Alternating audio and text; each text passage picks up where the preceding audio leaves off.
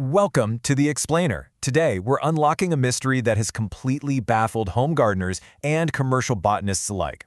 We are diving into the science of plant propagation. Specifically, we're looking at why some plants seem to effortlessly push out healthy new roots from a simple cutting, while others are incredibly stubborn and just flat out refuse to cooperate no matter what you do. It's an absolutely fascinating look into the hidden chemical factories inside plant stems, and by the end of this, you're going to have the exact knowledge and techniques to force even the most difficult plants to multiply. So, it really is the ultimate botanical frustration. You take two identical-looking branch cuttings, place them in the exact same soil, treat them the exact same way. One just explodes with vigorous roots within a week, while the other simply rots away into nothing. No way, right? Why does this happen? Well, the answer lies deep within the cellular structure and the biological programming of the plant itself. We are dealing with an extreme contrast here, and this brilliantly illustrates the point, because it happens even within the exact same family of plants. Take the sandbar willow. It roots so effortlessly that you can basically just stick a branch in the mud and it has a survival rate of over 90% thanks to its diffuse rooting pattern.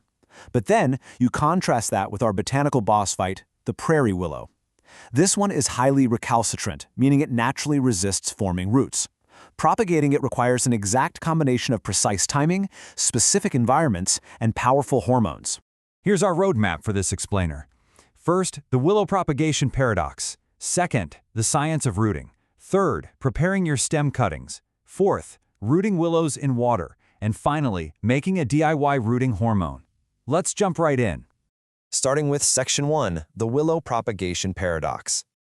So while most willows are famously easy to propagate, our prairie willow is a huge exception that often just succumbs to fungal diseases before ever rooting.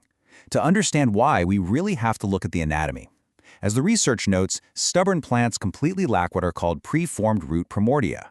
These are tiny, dormant root structures just waiting to pop out. Instead, these tricky plants have to completely de-differentiate their mature stem cells and build brand new roots entirely from scratch, and that takes an immense amount of energy. Which brings us to Section 2, the science of rooting. I want you to think of a plant stem not just as structural support, but as a complex chemical factory. And the single most important chemical in this factory is auxin, specifically indole 3-butyric acid, or IBA. This is the master switch.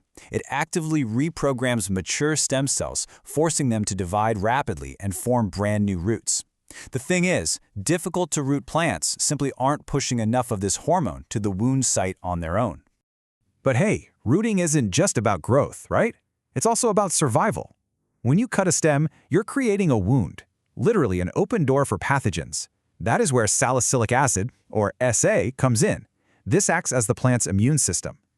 When a plant gets wounded, SA triggers an internal defense cascade, preparing the surrounding cells to fight off the bacteria and fungi that cause rot. If a plant rots before the auxin can trigger root growth, your propagation fails. You absolutely need both.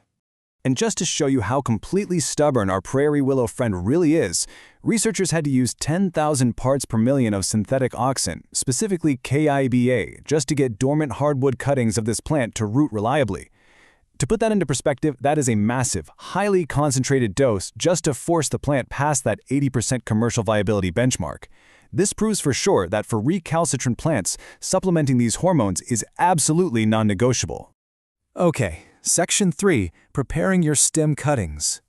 Let's take all this complex theory and put it into practice.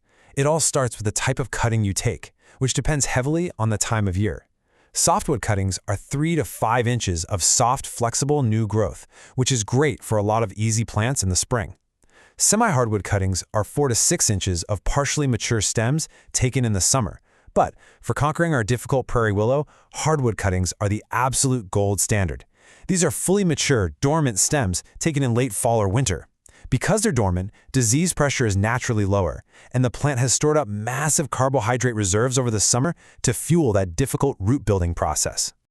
All right, here is your exact sequence for preparation. Step 1, select a healthy stem and make a clean, slanted cut. This helps you identify which way is up because plants will only root at the bottom end. Step 2, remove the lower leaves to prevent them from rotting in the soil. Now, step 3, and so the crucial point is right here. You must wound the base of the stem by lightly scraping the bark or splitting the bottom half-inch. Wounding physically breaks those tough outer barriers of the stem, exposing the cambium layer. This drastically increases the surface area for step 4, which is dipping that wounded base directly into your rooting hormone powder or liquid.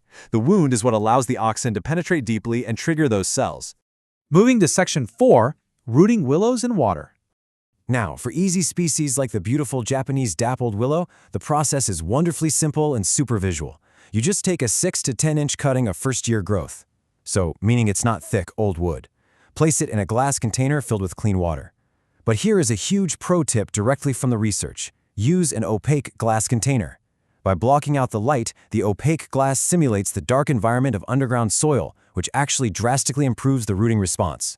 In just about 7 days, you are going to see small white bumps appear along the stem, and those will quickly elongate into roots. Wait, hold on though. Before you go planting that water-rooted cutting straight into the garden, I have a massive warning for you. Roots formed in a purely aquatic environment are anatomically different from soil roots. They are extremely brittle, they completely lack the microscopic root hairs needed to pull moisture from soil, and they are highly prone to fatal transplant shock. Actually, to safely transition your cutting, you need to gradually add handfuls of dry potting mix into your water container over a 2-week period. This slowly thickens the water into mud, forcing the roots to acclimate and grow those vital root hairs before they're finally planted outdoors. And finally, section 5, DIY rooting hormone. Okay, let's dive into this, because this is where we bring the entire explainer full circle. What if you could extract the rooting power of easy willows to help your difficult plants? It's called willow water. Step 1, harvest pencil-thick, green, first-year willow twigs. The greenest twigs have the highest hormone concentrations. Step 2, strip off all the leaves, because those will just rot, and chop the twigs into 1-inch pieces. You can even smash them with a hammer to expose the inner juices. Step 3, put all those pieces in a glass jar. Cover them completely with boiling water and just let it steep for 24 hours, kind of like making a really strong tea. Step 4, strain out the wood. That clear liquid you have left is a potent, natural brew of auxin to trigger roots and salicylic acid to fight off rot. You just soak the wounded base of your difficult cuttings in this liquid overnight before planting. And that brings us to the end of our journey today. We have decoded the chemical factory of the stem, we've learned the vital importance of wounding to break physical barriers, and we've even brewed our own natural hormones from scratch. So I leave you with this question. Armed with the science of wounding and willow water, what difficult plant will you attempt to conquer first? Go out, experiment in your own garden, and watch those stubborn stems finally push out some roots. Thanks so much for joining me on this explainer, and happy propagating!